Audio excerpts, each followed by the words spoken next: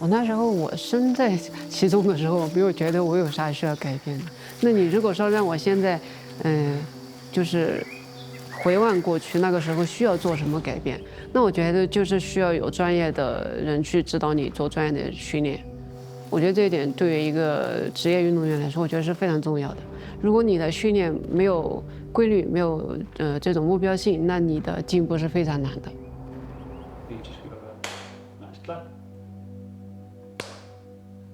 OK， 我覺得這張挺有意義的，就是 UTA， 對 UTA， 然後這是我今年去第一次去澳大利亞跑這個比賽的時候，然後也是跟其他運動員 Rose， 我們兩個一起跑，我覺得這場比賽還蠻激烈的，就是我們兩個的這種競技狀態，我覺得挺好這場比賽。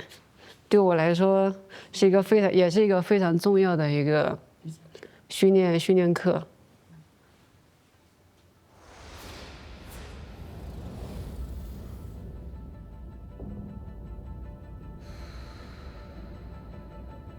我覺得改變對我來說是一種機會，當然它也有一定的風險，但我覺得就是沒有改變，那你進步的空間會非常非常小。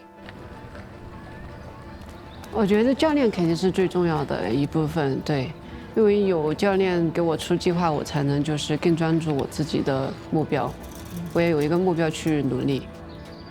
我之前剛開始成為職業運動員的時候，我的一切都非常亂，就是你的訓練是，就你根本就不知道該怎麼訓練，就是亂練的那種感覺，然後也沒有團隊的支持，什麼都是自己一個人在做嘛。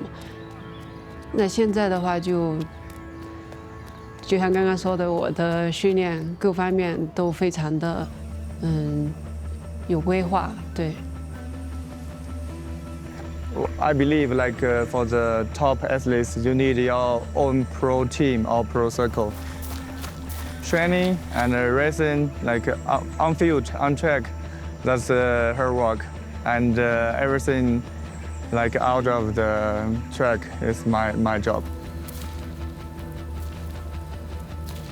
Pure feel, the feeling.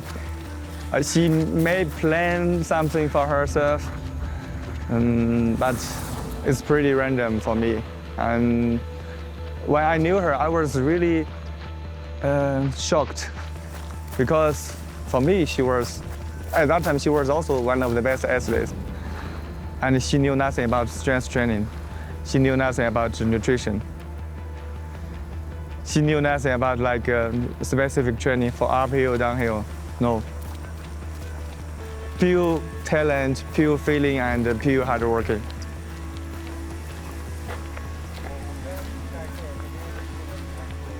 我覺得是從徐博士，就是他來幫我規劃所有一切事情之後吧，因為在之前，還是說了，之前是我一個人的話，我其實我在之前我也對職業運動員這個身份，其實我的理解是不夠透徹的，就是在他幫我去做這些管理之後，我才知道哦，原來職業運動員是這樣的。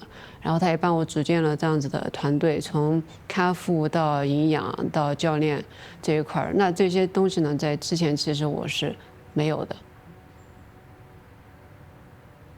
I think the biggest change I can see is that she had many injuries that make her feel pain, feel difficult on running, in 2023. But in last 2 years, we can see clearly she's in better shape, more confident, and much more stronger. Yeah.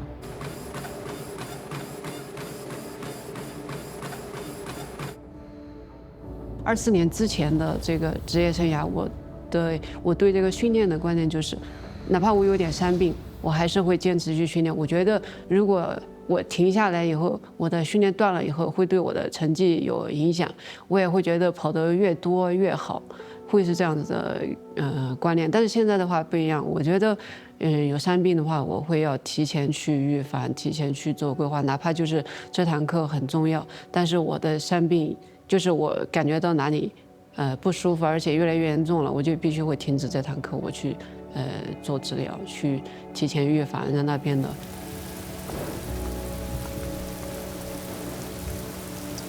因為在去年我跑的是50嘛，然後我今年跑的是100，那從訓練量上的話，肯定是今年的訓練量要大很多。对，然後在去年比完賽，然後其實在今年教練也有在問我說，我覺得我的哪些方面需要提高不足的。那我覺得其實我整體我都想要去提升，從爬坡平路的速度以及下坡的這種技巧性的東西，我覺得我整體都需要去提升。